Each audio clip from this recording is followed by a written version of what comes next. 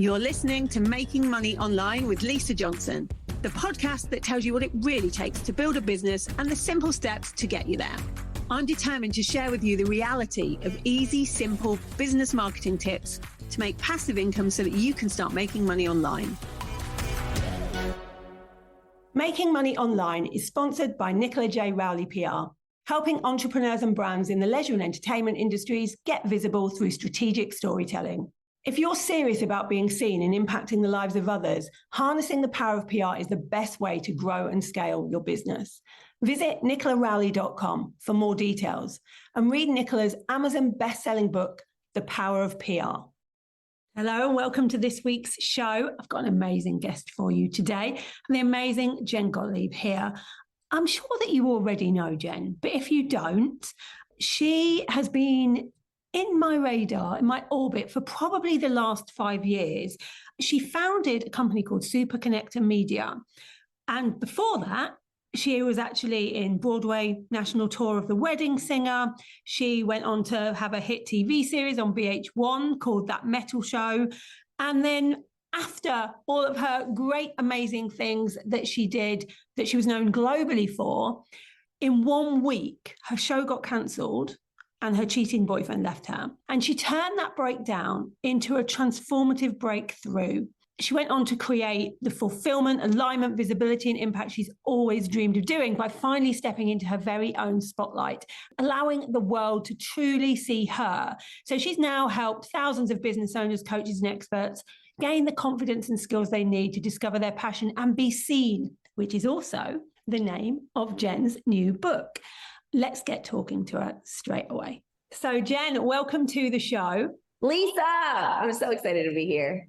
I'm excited to have you. I'm looking at Jen, by the way, with a backdrop of New York. You're always in the most glamorous places, Jen.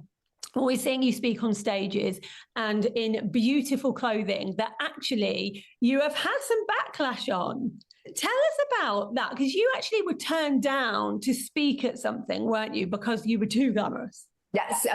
I wish it was too glamorous. Thank you for that. Several different stages. Yeah, I got a call. I've been speaking a lot this year. One of my main goals is to speak as much as possible because it's what I love more than anything in the world.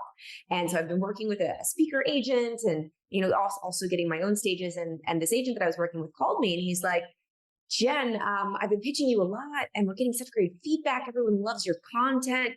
There was 2 stages that were really big that specifically loved you, but they passed on you. And I'm like, okay, why? And he's like, well, I kind of don't want to tell you why they passed. I'm like, please just tell me why they passed. He's like, well, they both said the same thing. They both said that you dressed too provocatively. He said, you're too nightclub. Too nightclub, that's a thing now. No, I'm not going to lie to you, Lisa. There was a second where I was like, oh my God, my immediate reaction was, whoa, do I need to change who I am in order to get stages? And that was like a probably 2.5 second reaction. And then after that 2.5 seconds, I immediately said to him, great, then those stages aren't for me. And then, my whole message is to be seen as the most you version of you. How do you feel the most confident? How do you feel the most Lisa? How do I feel the most Jen? Well, it's when I'm wearing my style. Like I love dressing up to be on stage. I don't love dressing up when I'm at home. I like being in sweatpants, but that's what makes the stages so much fun. That's what's fun. I put my outfits and I feel like Superwoman. And that's how I feel confident. And like you said, glamorous and powerful. And I love going to these events and inspiring the other women in the audience to, be you, use your style. Like, that's what makes you unique and that's what's going to make you stand out. So I said, if people don't like the way that I dress, then that's okay. And we can pass on that stage and we'll find one that is super excited about the style that I bring to the table. And that's what it's about. Like the people that actually would want you to be there are the people that like you for being you. That's what we teach everybody all the time, don't we? Like you be the most you and your people will come to you. Can you imagine them ever saying to a man, you dress too provocatively for the stage? Or, we see so many men now just turning up for stages just in like sweatpants and stuff. No one ever tells them what they should wear. Like it's always about women. You've got a book, Be Seen, I think that this is great that you've written this book, because one of the things that I've noticed watching you over the past few years is that that's exactly what you do. Like, your superpower is visibility and helping others get visibility and be seen. And you had a company that I saw you kind of build from the bottom up, make amazing. Everybody knew about it. Everybody was talking about it. And then you sold it. What made you decide to sell? Yeah, and it was a really fast decision. My husband is my business partner, Chris. We pivot very quickly. When we make a decision, we take action quick. So it may have seemed like it happened overnight, but it was funny because we built that PR agency almost by accident. We didn't ever set out to build a PR agency. When my husband had the company before I was involved, and the company was originally an events company where Chris ran this event called Unfair Advantage Live in the city, and he would connect entrepreneurs to the media and teach them how to pitch themselves to the media so that they could become the recognized expert in their space. So him and I came together and became partners and started developing this event into something much bigger. And we started selling a really amazing program on the back end where we taught and empowered entrepreneurs to get themselves in the media. We weren't doing it for them. But then one day someone came to us and they were like, I don't want to do the program. I really would like for you to do it for me. Could you do it for me? And so we're like, okay, sure. So we started doing agency services for this one client. We got them amazing results. And pretty soon another client came and another client. And before we knew it, we had this agency, which we never really set out to build.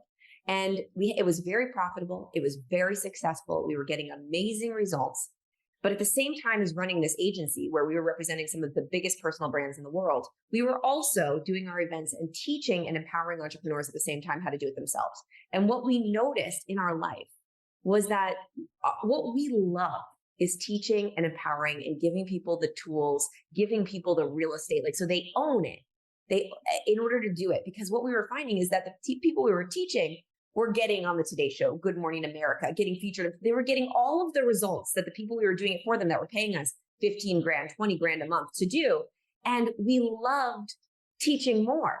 And so we looked at ourselves and we were like, do we really, like, what would happen if we took all of our energy and put it towards the thing that we love? Instead of spreading ourselves thin and doing everything good, what if we did one thing great?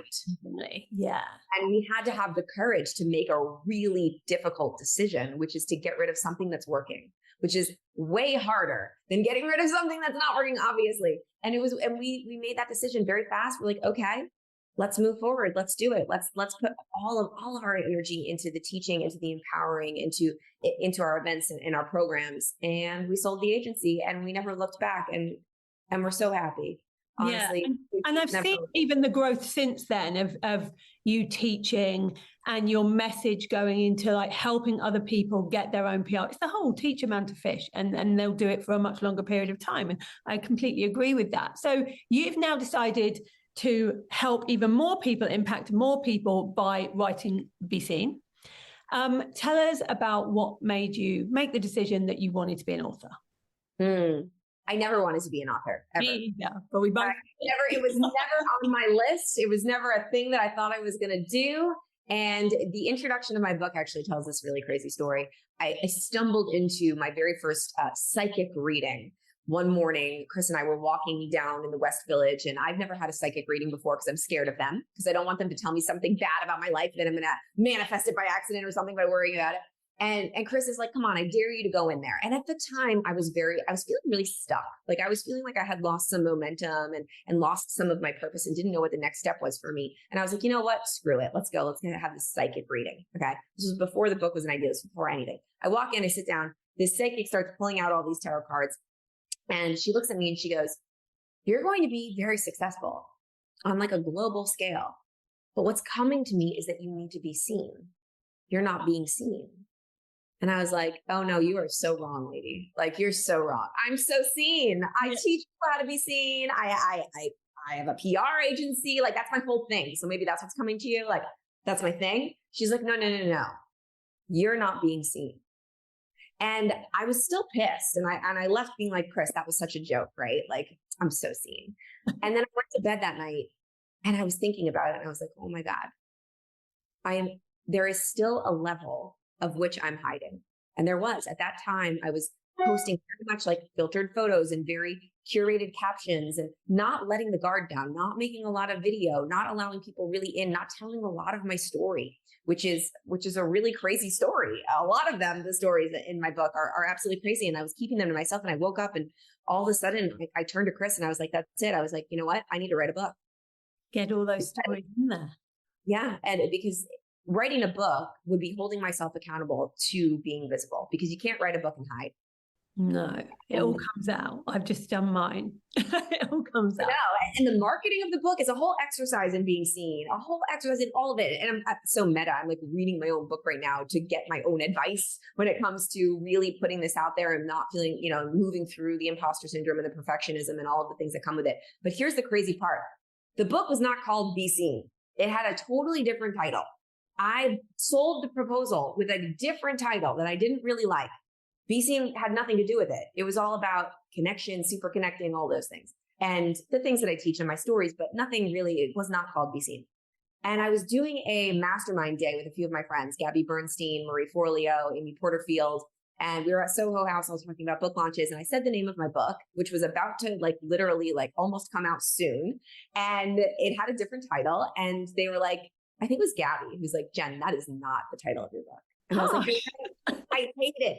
She could tell, she knew. I was like, I hate this title. This is not it. This is not what it's about. This is not the promise. I'm not feeling in alignment. I don't feel good about it. And she's like, Jen, what do you teach people to do? What are you teaching people throughout the book? What do you teach people? I'm like, well, I teach people how to be seen. And she's like, that's the name of your book. And then all of a sudden I thought back to the psychic, Be Seen. All she could say to me was be seen. And I was like, oh my God, be seen is. You can take that book to the psychic. I feel like you should. I should. I don't even remember where that psychic, it was such a random moment in time. I don't even remember where she was. I have to go find her. But yeah, she was right. And that's the name. And the book is not just about building a brand and being seen by an audience. The book really is about having the courage to see yourself for who you really are. It's about seeing you. Is the book in any way autobiographical? A little bit, yeah.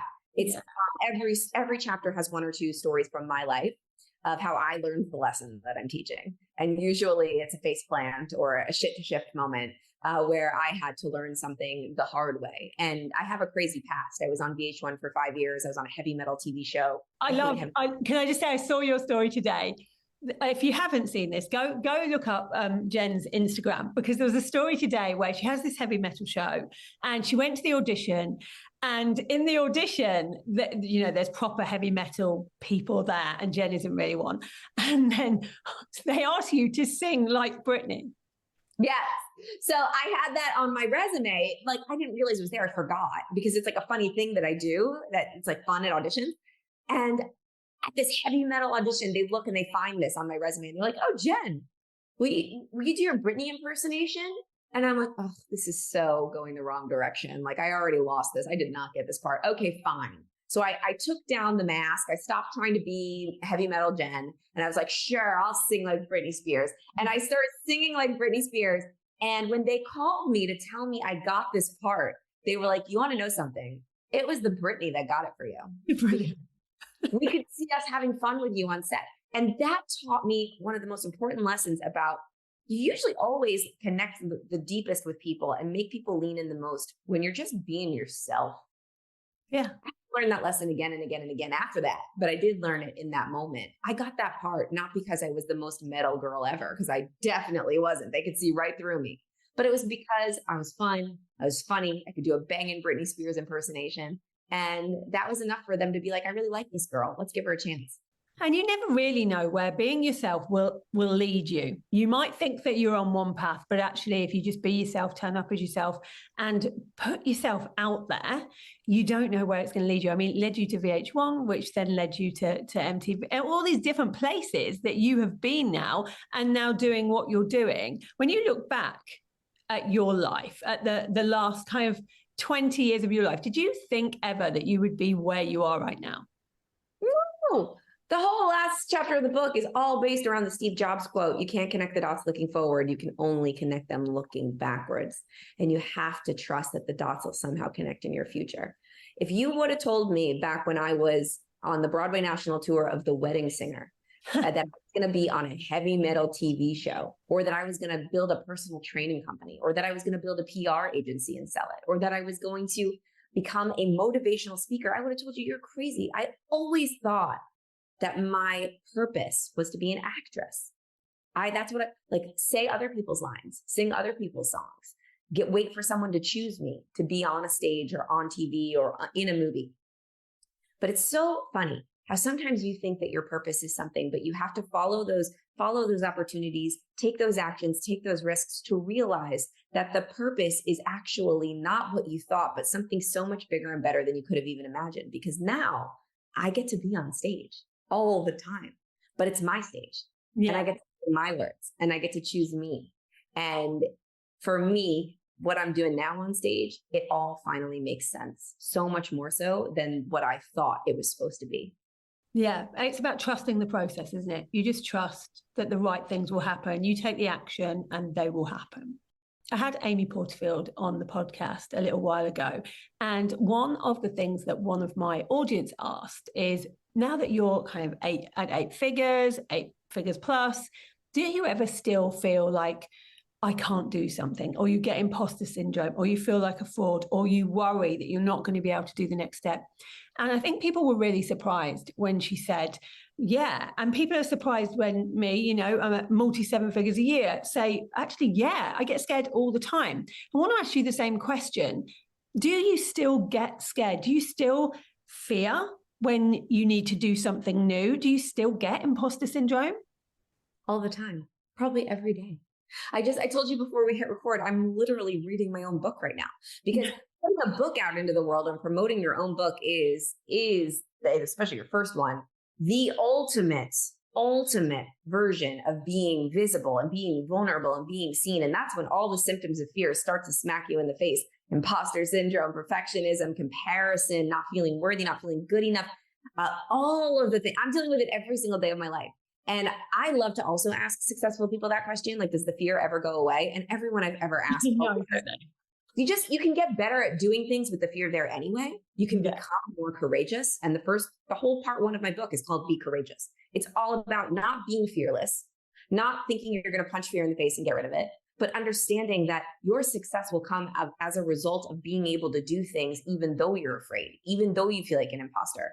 Part of the human experience is that if you're growing and changing, there's going to be uncertainty, there's going to be doubt. And sometimes you're just going to feel like, oh my God, am I really good enough to be here? That is so normal. Yeah. If success was easy and comfortable, everybody would be a billionaire with an 8-pack. And everybody is not a billionaire with an 8-pack, because success is hard. Next level is hard. Even when you're at high 7 figures, even when you're at 8 figures, even when you're above that, the next step is always scary. Always. I think that's a good thing to know, because I think people always think that there's some kind of level where everything becomes easy. And actually, although certain things can become easier with experience, I think there's always a level of hard, and there's always a level of pushing yourself to do more. And I don't think that ever really goes. And I love that the people that I have on this podcast, like you and Amy, you admit that, because there's a lot of people that we look up to online who make it look as if everything's perfect and easy. It's just not the case. No. But here's the cool thing about that. Discomfort is always just temporary. It's temporary. It doesn't last forever. You're going to do the hard thing, and it's going to be difficult, and it's going to be uncomfortable. But no matter what, you're always going to end up in your bed. Always. Every night, no matter what, you end up in your bed. You end up in your bed. So how do you want to show up during that time of discomfort? Do you want to show up courageously and like, all right, I feel fear. I feel it's scary. It's uncomfortable. This sucks, but I'm a freaking baller, and I'm going to walk through this like as strong and as courageous and as brave as I possibly can? Or do you want to be like, oh, I'm so scared, and not do the thing that you're afraid to do, and then end up in your bed that night either way and be not proud of the way that you showed up? You get a choice, the choice. That's a good way of thinking about it. It all ends up the same way, as does life. And so we have to grab it by the horns. How can people get hold of your book? So simple. Well, you can get it anywhere, but beseenbook.com. Go there, beseenbook.com. All the stores are there. You can pick whichever one you want to buy it from. Get one for you, one for a friend, so you can read it together. And enjoy. I wrote it for you. Amazing. Thanks, Jen, for being here today and for imparting your amazing wisdom. Thank you guys all for listening, as you always do. I would love you to go into the group, that strategy group, and let me know what you thought of today's episode and what you've learned from it. And I will be back next week with another episode of Making Money Online. Thank you for listening to Making Money Online with Lisa Johnson. If you'd like to get hold of my guide to launching, go to lisajohnson.com/launch and let's get you making money online.